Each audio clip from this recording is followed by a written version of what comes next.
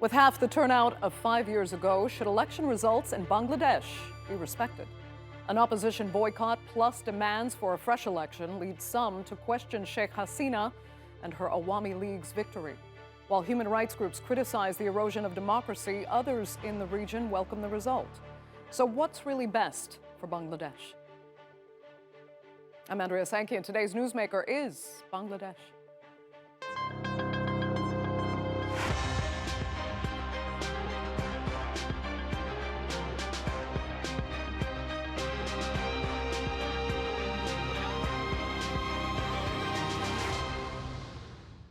In power for decades already, Bangladeshi Prime Minister Sheikh Hasina secured another term in office on Sunday. The election was controversial, to say the least, with no main opposition participation and the ruling party and its allies claiming 223 out of 300 parliamentary seats. There were also serious accusations of an illegal crackdown that saw thousands of opposition party workers arrested in the lead up to the vote. Still, the election was held on Sunday despite protests, handing the Awami League a now disputed landslide win. Here's a look at how it unfolded.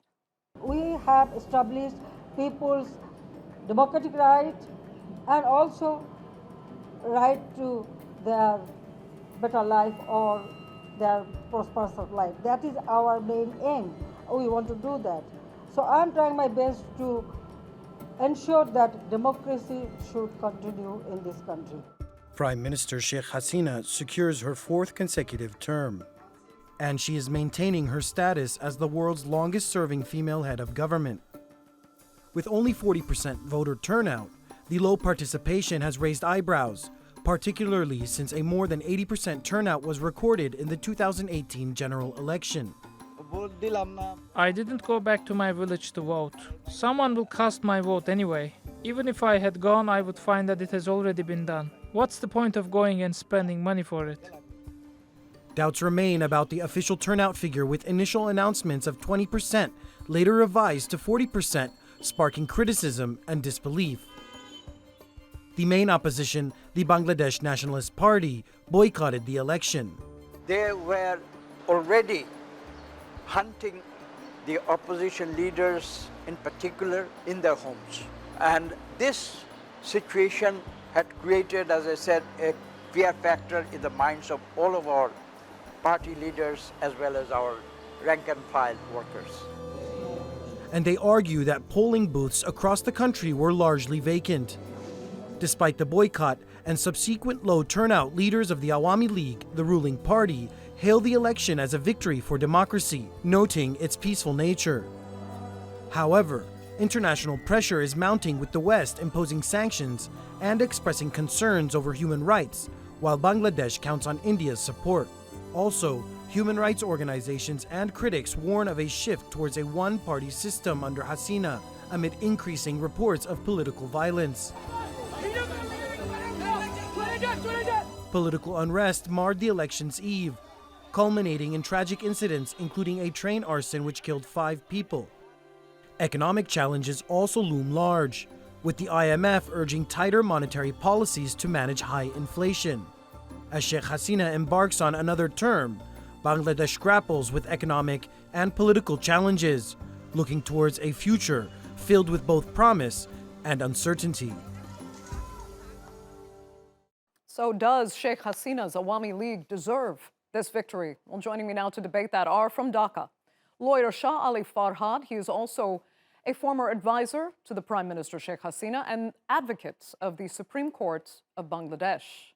Also in Dhaka is Farzana Sharmin, a member of the Bangladesh Nationalist Party's Human Rights Subcommittee and a lawyer at the Supreme Court of Bangladesh.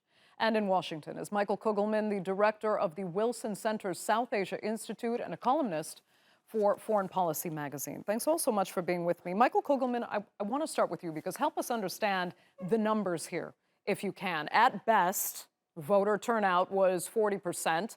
I say at best because some doubt the turnout was even that high. There are some estimates that say 28 or so. But of that 40%, Awami League won about 73% of the seats. So what does that say about their actual popularity? And if the opposition was included in this election, would the BNP have performed better? Well, first of all, thanks for having me. It's true. What you note is that there's a bit of confusion or uncertainty about the actual turnout. Indeed, the election commission said 40%. There have been some media outlets in Bangladesh that suggest it was more like 27 or 28%. But even if you assume the lower end, 27 and 28%, you got 120 million eligible voters in Bangladesh. That would equate to about 37 million people that voted, which is actually not too bad. Yes, the turnout is low, but that's a lot of people coming to vote in an election where the result was already going to be clear. To your question, it's not a surprise that you had that level of voters going for the Awami League. I would argue that because the main opposition did not participate, this cannot really reflect, the result cannot really reflect the true public view, so to speak. That's very clear. And who was participating in this election in addition to the ruling party? You mostly had a small group of small, weak opposition parties, a number of independent candidates aligned with the ruling party, as well as one other party. So in effect, I would argue, to be quite candid, that the ruling party, the Awami League, was essentially running against itself. So Shah Ali Farhad, if voter turnout, was 40% at best, that is still half of what it was 5 years ago. Is that good enough? Yeah, certainly in Bangladesh, we have a tradition of a large percentage of people voting in national elections. These are considered to be quite festive occasions in which you have mass participation. But then again, the absence of one of the major opposition parties, Bangladesh Nationalist Party, BNP, there was going to be less turnout than what we witnessed in 2018. That's not a surprise. But even then, I would say that despite their absence, the 40% number is actually quite good. As Michael was saying, that's a large number of people coming out to vote in an election, which was basically a referendum for the Awami League. And as for the issue of BNP not participating, it's completely up to them. Like Michael, I also believe that BNP gave this option to Awami League to run against itself. They should have participated, despite their reservations with the electoral process and how fair and free it would be for them. They should have stuck to the process and actually tested their own public popularity, not only just Awami Leagues. In the absence of BNP there, it's anybody's guess what it could have been. But right now, it's a 40% turnout. That's a large percentage of people voting. That basically these people have been Awami League supporters all along. But there have been a lot of smaller parties which participated, although they could not manage any seats as such. While we were hoping that they could have made a good show out of it, but there was an uncertainty with the election till the very last moment. When BNP does not participate in an election, there is always a risk that there could be widespread violence. And we saw some aspects of it the day before the election. Before when you go too far, I want to come back to that. I want to come back to that, but I just need to ask Farzana what she makes of your analysis there. Farzana, it's some people were celebrating this result, but I know you were not. Do you at least accept it going forward? Thank you for bringing me here. Basically, yesterday, Bangladesh just confronted another farcical and fabricated election, and definitely they have a significant amount of like the irregularities and also the violences took place in that elections. So we definitely boycotted the election. BNP and other political parties and also the people of the country boycotted this election, and the demand of their to hold a free and fair, credible, believable election under an independent caretaker government. The justification is in front of the world right now, because the stance of BNP always been like that no free, fair and credible election can be held under any political party government, especially under this fascist regime that's led by Sheikh Hasina Wajid. Because we found that in 2014 and 2018, they had election like in 2014, the election widely perceived and known as it's auto pass election.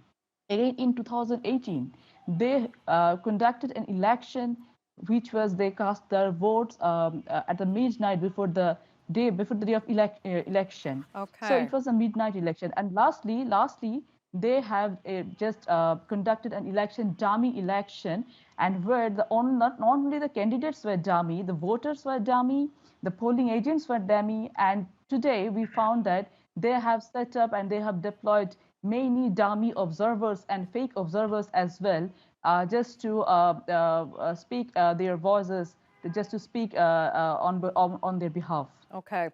Michael, let me come back to you because, I mean, there was actually a very interesting number put out that 30 years ago, there was that election in 1996 when the BNP was in power and Awami League actually boycotted that election. Voter turnout back then was 28% or so. So it's interesting to see how the public responded to that boycott back then compared to today with if arguably 40% turnout is true. But let me ask you, Michael, who is actually congratulating Sheikh Hasina now?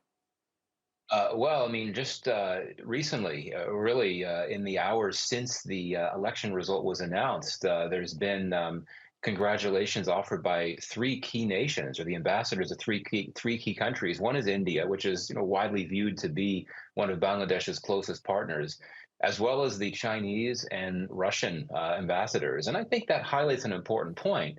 And that is that, and maybe we'll get into this, while there's been concern from a number of Western governments, certainly the U.S. government, about the Sheikh Hasina government and her policies and concerns about her crackdown on dissent and serious threats to rights and democracy. If you look at the major non-Western powers, they have been very happy working with Sheikh Hasina. And I would argue that across the region in South Asia, with the exception of Pakistan, I would argue that she'll be welcomed back as well. And even beyond that, if you zoom out to the broader developing world, the global South, I think these are countries that will be very happy to work with her. They're not going to be concerned about the election and how it turned out. And that's because they've been very happy to engage with her government to start with, particularly through her policies regionally as well as globally, whether you're talking about supporting economic growth and transboundary connectivity, or whether you're talking about the things she's done to ensure that Bangladesh is playing a major role in international peacekeeping operations. It's easy to forget that here in Washington, where there's so much focus on the values-based component of this. So I think that she'll be getting a lot more congratulations from a number of other countries in the coming days as well. Okay, Shah Ali Farhad, I imagine you're happy to hear that. But let me ask you, I mean, back in Bangladesh, what will Awami League have to do now to satisfy those millions who don't believe your party won democratically? I mean, it's one thing to blame your opponents, but these are Bangladeshis who did not come out to vote. Now, surely these people who did not come out to vote, some of them, I'm pretty sure, were the swing voters who do not have a permanent side to support. But as for supporters of, say, the Bangladesh Nationalist Party and its allies, my suggestion to them would be to put pressure on their own party to be more election focused as opposed to more street agitation focused. I mean, clearly they have not been able to get the leverage out of the Awami League government from the streets. I mean, this has never been their strong suit. Whenever they have launched street agitation, it has always inevitably led to a lot of widespread violence, especially targeting civilians. Right before the day of the election, the night before, we had a train being set on fire, which saw 4 people being killed, including a mother and her very young child. I mean, these are not the sort of things that you would like a political party supporters to be doing. So their supporters, people who did not vote, and I'm pretty sure they are in the millions. I mean, we are talking about a country with 139 million voters. So their millions of supporters and voters should be putting the pressure on their own party to make them more election focused. I mean, it's one thing to be outsmarted by your opponent, but it's another thing to be carrying on a strategy which has clearly shown no dividends over the last 1.5 years. Okay, Farzana, you know, Sheikh Hasina says that she actually doesn't have to prove the credibility of this election. And all that matters is that the people of Bangladesh accept it. So do you think the majority of Bangladeshis will accept it? And what should the opposition then do at this point? We know they reject the result, but what actually happens now? Well, look, the main concern regarding the last day election was not who is going to win it, because the result had already been decided long before. Main concern of this fascist regime and the state machineries was just to show the world significant presence of the voters, but they have failed pathetically.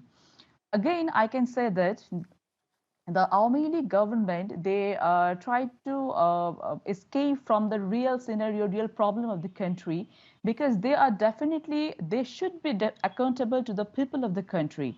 But the way they are targeting the people of the country, you know that more than 25,000 of our leaders and activists and workers are in custody right now. More than 50 lakhs of cases, fictitious cases have been filed against more than 50 lakh workers and activists of our party is being inflicted in fictitious cases. So almost 3,300 people have been subjected to execution. Again, more than 700 people have enforced disappeared. So in this scenario, this autocratic government, this Sheikh Hasina government, trying to just drag out this autocratic regime again and again, just to suppress the voice of the dissent. We, the people of the Bangladesh and the BNP, the leaders and activists, we make our demand, and also we try to restore the democracy of the country. We just trying to restore our voting rights, our human rights, and our fundamental rights. And we just want to get back our country to us. But this government, this 40% of our turnover, it is totally farcical, it is totally fictitious. It is only the people who turn out in the voting center, they are just not it's more than 8 to 10%, maybe, we don't know actually, but the real figure, they did not expose the real figure. But Okay. I can say that the people of this country stand a big no to this fascist regime last day. Okay. And the BNP, yes. Yeah, I just want to get equal time to everybody. So let me come back to Michael quickly, because I want you to consider what Farzana has just said. And we know that human rights organizations have had a lot of criticism for Sheikh Hasina's government, and they would be, in many senses, on the same page with what Farzana has had to say with her accusations there. How much do you think those opinions actually matter to the people of Bangladesh? Should those human rights voices be heeded more closely, or is the outcome just the best that Bangladesh can do? No, those voices are critical, and especially in a true democracy, concerns about human rights violations need to be taken extremely seriously, and they're not being taken seriously in Bangladesh, quite frankly. And I think that this gets to a key broader point that we could talk about how this election was flawed because the BNP decided to boycott it. It boycotted it because it didn't have its core demand granted of a caretaker government coming in to oversee the elections. And you could talk about that, but there's such a bigger, broader backstory to all of this. And that is what your previous speaker was talking about the environment. And I would argue that in the months and the weeks leading up to the election, there was very little indication that there was a level playing field, which essentially means that those parties, particularly the BNP, that are opposed to the ruling party, did not feel that they would have a fair chance in the election. I mean, we know about all of the crackdowns on the BNP, including the fact that just over the last few weeks, most of its top leaders were put in jail. A lot of that came after a protest, an opposition protest at the end of October turned violent. But I think that there's a bigger story here that goes back far beyond election day itself. And I think in looking at why the BNP chose to boycott the election, we need to look at that story that's played out in the previous years, and especially in the previous months and the previous weeks. Yeah, and we have to remember, Michael, I'll stick with you for just a second, because Bangladeshis on all sides very often complain that they don't really like any of the candidates, because all of them are from these political dynasties, the legacies of which have left a lot of corruption. So when I say, is this the best Bangladesh can do, if these are the two dominant players in the political field, what other alternatives are there? Right. I mean, ultimately, that's not me. I'm not the one that should be responding to this question definitively. This is for Bangladesh. Bangladesh Voices should address what Bangladeshis want. But indeed, I mean, this is a country with a system in which you have two dominant parties. I mean, there are other parties for sure. There's a third party that has some significance. But it really is a two-party state in the most basic sense of the word. Though many would argue that it's become a one-party state at this point. It's a two-party state historically, but also one in which those two parties have been so much at each other's throats for so long, for reasons that go back, to 1971.